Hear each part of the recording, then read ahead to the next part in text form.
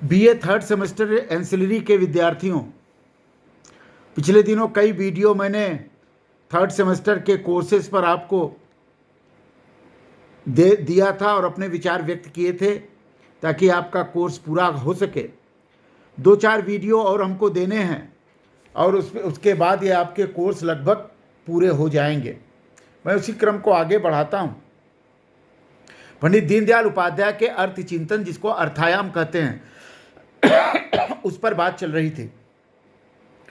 पंडित दीनदयाल उपाध्याय ने बड़े उद्योगों के खतरनाक पक्ष की ओर उद्घाटित किया।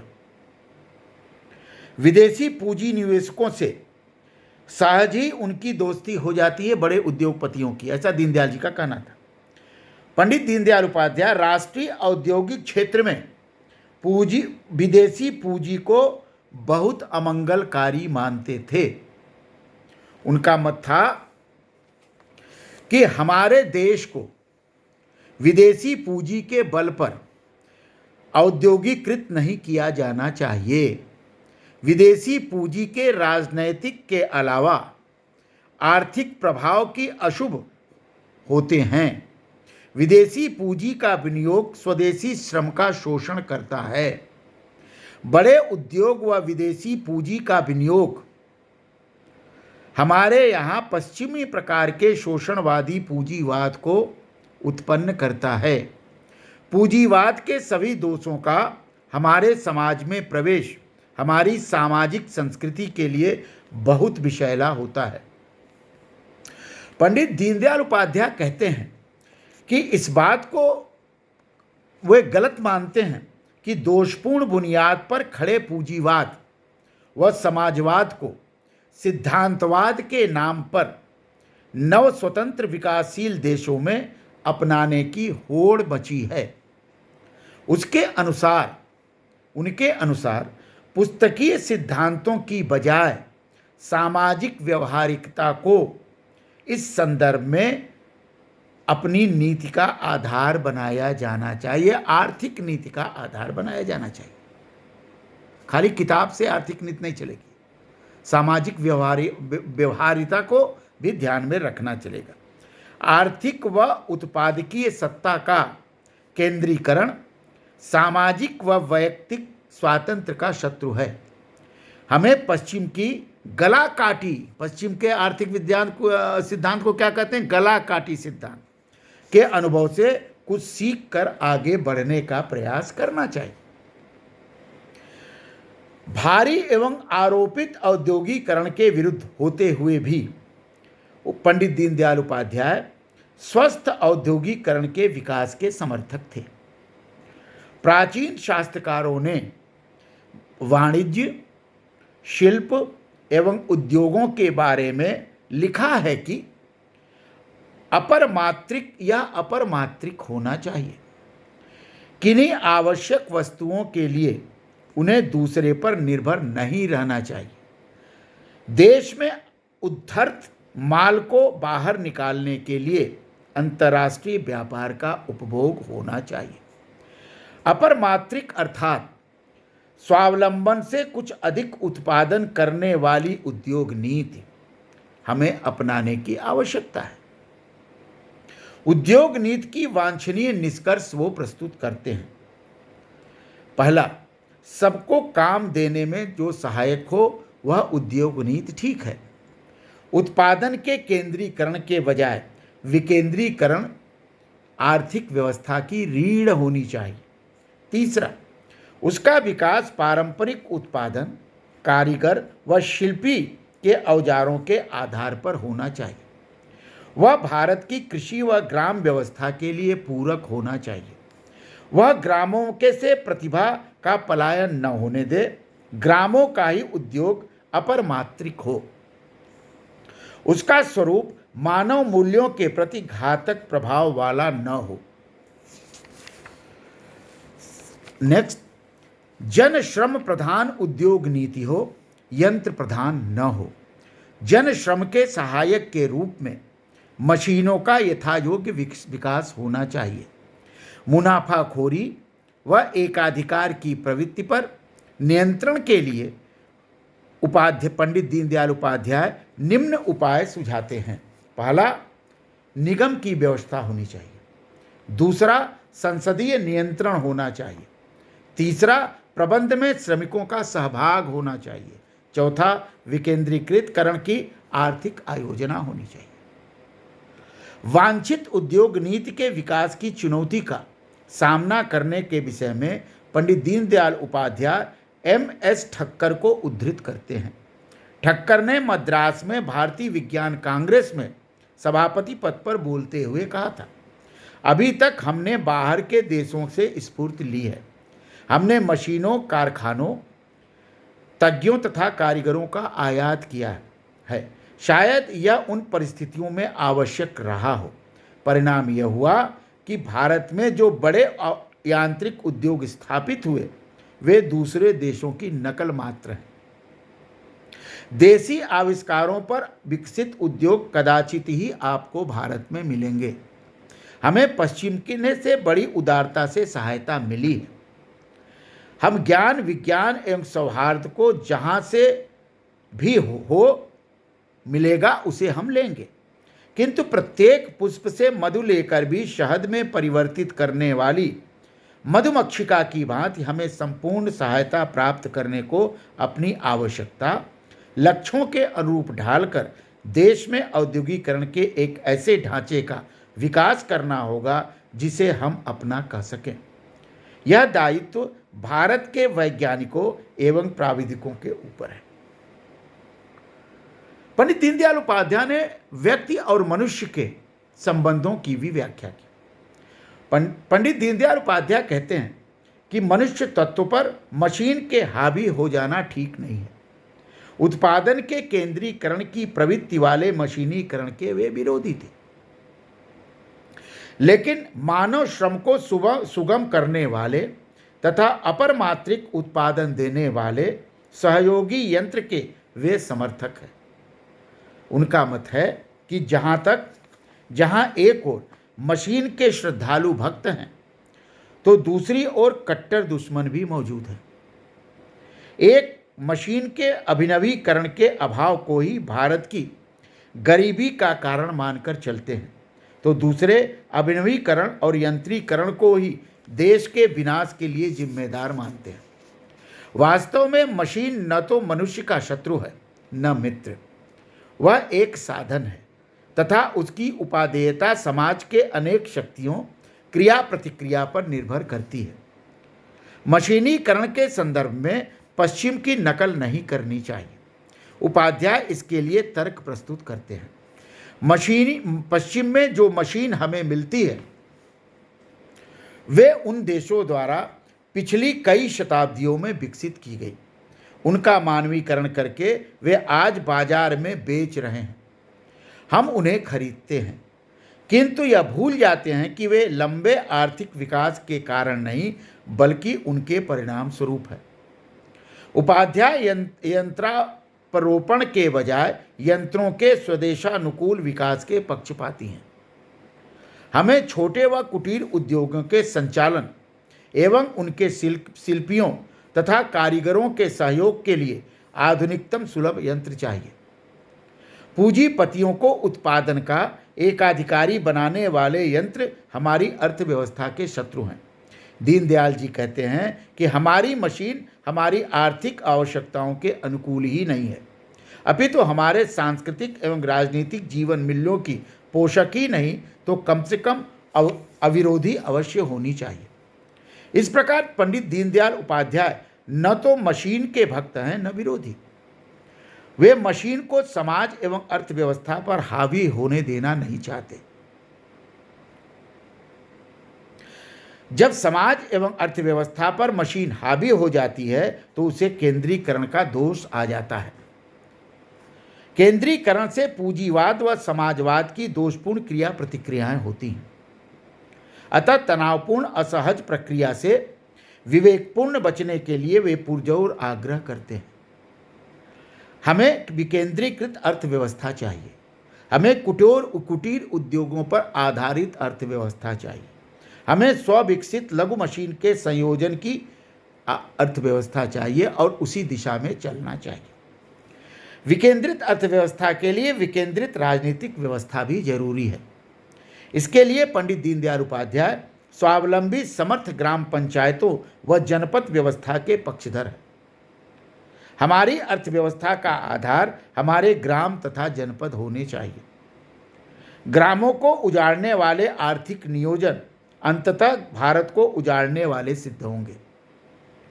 शहर व ग्रामों का विषय विकास हमारी राष्ट्रीय अखंडता के लिए घातक होगा। संसाधनों व सत्ता के केंद्रीकरण के कारण हम पूंजीवाद व उसके प्रतिक्रियात्मक दुष्चक्र से बच नहीं सकते। अतः आर्थिक लोकतंत्र की स्थापना के लिए विकेंद्रित अर्थव्यवस्था ही भारतीय परिस्थितियों के लिए उपादेय है। अतः पंडित दीनदयाल उपाध्याय कहते हैं, विकेंद्रित अर्थव्यवस्था चाहिए। स्वयंसेवी क्षेत्र सेल्फ एम्प्लॉयड सेक्टर को खड़ा करना चाहिए।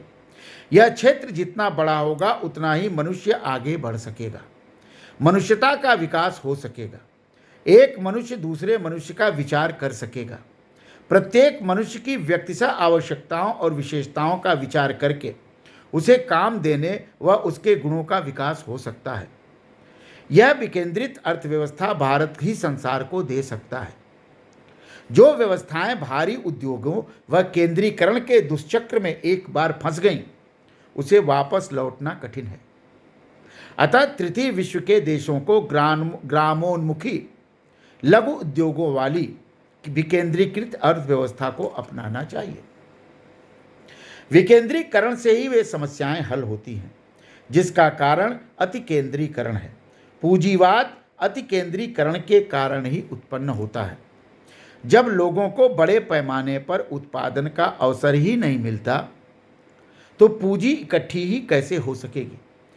इसमें गांव तो अधिकाधिक स्वावलंबी होंगे ही। व्यक्ति को प्रेरणा मिलने के कारण वस्तु का गुण तथा उत्पादन दोनों ही बढ़ेंगे। पुरातन काल में कुटीर उद्योग जितनी उत्तम श्रेणी की वस्तुएं तैयार करती थे, उतना आज मशीन नहीं तैयार कर पा रही हैं। कुटीर उद्योगों में हस्त कौशल और शिल्प को बहुत बड़ा क्षेत्र मिलता है, वह मशीन उद्योगों में बिल्कुल नहीं मिल पाता। जिस प्रकार राजनीतिक लोकतंत्र में ग्राम पंचायत आदि इकाइयों से लोकतंत्र उठकर ऊपर की ओर चलता है, उसी प्रकार आर्थिक लोकतंत्र में ग्राम तथा कुटीर उद्योगों और इसी प्रकार विकेंद्रीकरण के अनुसार किए जाने वाले कृषि उत्पादन केंद्र से ऊपर उठकर लोकतंत्र ऊपर जाना चाहिए। साम्यवाद केंद्रित अर्थव्यवस्था का ही एक अंग है, अतः उसकी जड़ें आसमान में है, जबकि इस अर्थव्यवस्था की जड़ें धरती के भीतर गहरी घुसी हुई हैं। पंडित दीनदयाल उपाध्याय के मतानुसार बड़े उद्योगों का सर्वथा निषेध विकेंद्रीकरण का हेतु नहीं है। वे बड़े उद्योगों को छोटे उद्योगों पर अवलंबित करना चाहते हैं। उत्पादक वस्तुएं बड़े उद्योग तैयार करें तथा उपभोग छोटे उद्योगों के लिए बनाई जाए। दूसरा उपभोग वस्तु के उत्पादन के काम में आने वाली वस्तुओं को अलग अलग छोटे पैमाने पर तैयार करना तथा उसका एकत्रीकरण बड़े कारखानों में करना। जैसे स्विट्जरलैंड में घड़ियों के छोटे छोटे पुर्जे शिल्पियों द्वारा तैयार करके उन्हें इकट्ठा करके घड़ी के रूप में कारखाने में तैयार किया जाता है।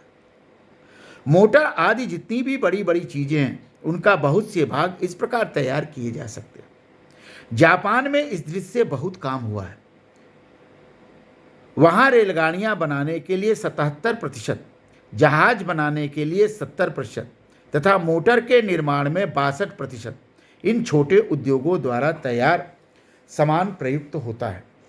यदि उपयुक्त दोनों वर्गों के उद्योगों को भली भांति स्थापित कर दिया जाए, तो प्रतिस्पर्धी उद्योग का क्षेत्र बहुत सीमित हो जाएगा।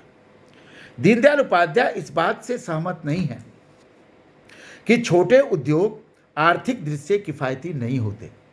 उनका मत है कि बड़े उद्योगों की किफ़ायत का एक भ्रम है, वास्तविक किफ़ायत छोटे उद्योगों में ही होता है। सत्य तो यह है कि किफ़ायतें बड़े पैमाने पर उत्पादन नहीं, अधिक उत्पादन के कारण होती हैं। अगर हम इतिहास को देखें तो ब्रिटेन में बड़े पैमाने पर कपड़ा तैयार होने पर भी भारत का कपड़ा वहां जाकर सस्ता पड़ता है। जापान की जो वस्तुएं सस्ते बाजार में आकर बाकी सब माल को निकाल देती हैं, बड़े कारखानों में नहीं, घरों में बनती हैं। यदि उनके छोटे उद्योगों की असुविधाएं दूर कर दी जाए तथा बड़े उद्योगों को जो सुविधाएं अतिरिक्त कारणों से प्राप्त है न मिलें, तो निश्चित ही छोटे उद्योग बाजी बार ले जाएंगे। हमें मालूम है कि 1930 से 1937 के काल में छोटे छोटे मोटर चलाने वालों ने रेलों की प्रतियोगिता को में पछाड़ दिया था। यदि शासन और युद्ध रेलों की मदद को नहीं आते तो उनके लिए जीवित रहना कठिन हो जाता। बड़े उद्योगों का किफ़ायत भ्रमपूर्ण है।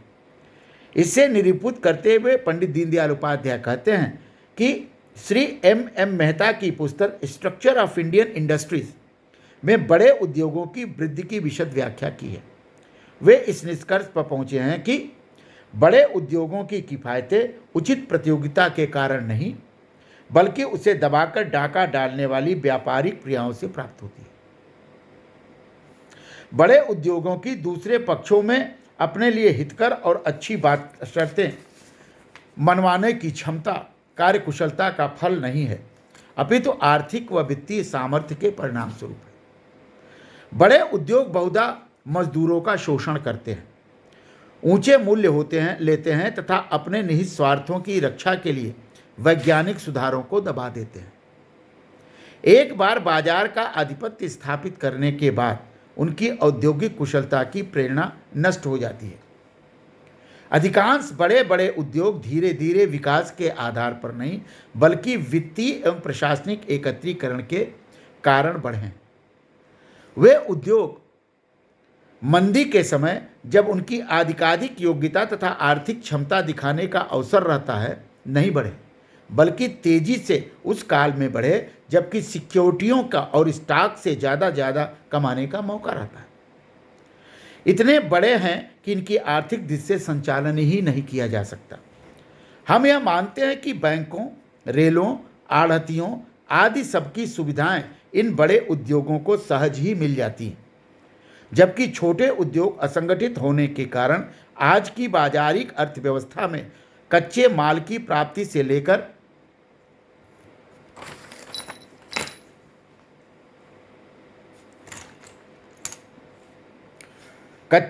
पक्के माल तक बेचने तक की श्रृंखला ही की व्यवस्था नहीं कर पाते। एक बार यह श्रृंखला पूरी हो गई तो उसका छोटे उद्योगों का मुकाबला कर पाना कठिन होगा। शासन का कर्तव्य है कि इस संगठन को खड़ा करने में सहायक हो। छोटे उद्योगों के अंतर्निहित अनंत संभावनाओं के विषय में भी पंडित दीनदयाल उपाध्याय आशान्वित हैं। वे कहते हैं कि छोटे उद्योगों का क्षेत्र जो एक बार काफ़ी संकुचित हो गया है, विशद होता जा रहा है। जिन उद्योगों की छोटे आधार पर उत्पादन की हम कल्पना नहीं कर सकते थे, वे अच्छी और आर्थिक आधार पर पैदा की जाने लगी। हाल ही में चीन में एक समाचार ने वहाँ इस्पात में भी छोटे आधार पैदा किया है। औद्योगिक क्षेत्रों में छोटे उद्योगों के विकास की संभावनाओं को काफ़ी बढ़ा दिया है। विकेंद्रित अर्थव्यवस्था में छोटे व कुटीर उद्योग अर्थव्यवस्था के मेरुदंड होंगे, तो भी आधुनिक उत्पादन व्यवस्था एवं मानवीय आवश्यकताएं ऐसी हैं कि बड़े उद्योगों की एकदम अवहेलना नहीं की जा सकती। अतः बड़े उद्योगों की अनिवार्यता को स्वीकार करते हैं, लेकिन इससे आर्थिक सत्ता का केंद्रीकरण न हो, इसके लिए वे मुख्यतः दो सुझाव देते हैं। शासन व्यवस्था द्वारा नियमन की तथा श्रमिकों के स्वामित्व में हिस्सेदारी की व्यवस्था हो। इस विषय पर वे निजी व सार्वजनिक उद्योगों की रूढ़िवादी व्यवस्थाओं के प्रति कट्टरता को अब व्यवहारिक मानते हैं। उनका इन संदर्भ में अपना मत व्यक्त करते हैं। कोई बड़ा रूढ़िवादी सैद्धांतिक थ्योरेटिकल दृष्टिकोण अपनाना ठीक नहीं होगा। विश्व बैंक के अध्यक्ष श्री ब्लैक ने अक्टूबर 1957 में विश्व के प्रमुख उद्योगपतियों के सम्मेलन में कहा था कि मैं पूंजीवाद के पुजारियों से यह प्रचार करते हैं कि निजी पूंजी विश्व की सभी विकास आवश्यकताओं को पूरा कर सकती है। जनता ही परेशान हूँ जितना कि समाजवादियों से, जो यह दावा करते हैं कि सार्वजनिक उद्यम ही संपूर्ण मांग को संतुष्ट कर सकता है। अविकसित देशों में व्यवहारिक दृष्टि से निजी उद्योग और शासन दोनों ही अपनी अपनी मर्यादाएं होती हैं। कहा गया है कि अविकसित देशों में सबसे दुर्लभ उत्पादन यदि कोई है तो वह जोखिम उठाने वाले इंटरप्रेन्योर हैं। ऐसी अवस्था में राज्य को स्वाभाविक ही आना पड़ता है। समाजवाद से कोसों दूर भागने वाले कई देशी राज्यों ने इसी कारण अपनी ओर उद्योग धंधों की स्थापना की। अतः व्यावहारिक नियम यह भी बनाया जा सकता है कि जहां निजी क्षेत्र न आ सकता हो वहां शासन प्रयोग करे। हालांकि शासन का कार्य साधारणतया अर्थोत्पादन नहीं है। जहां तक उद्योजक मिलते हों वहां उपाध्याय का मत है कि शासन उसका नियमन करे तथा उस पर संसदीय नियंत्रण करे। बड़े उद्योगों की यह विकृति है पैसे को मालिक मानना तथा श्रम को मजदूर। उपाध्याय जी बड़े उद्योगों की मलकियत को भी श्रमिकों, प्रबंधकों और अंशधारकों के विकेंद्रीकरण करना चाहते हैं। आज बस इतना ही, थोड़ा सा बचा है, ये कल मैं पूरा करूँगा।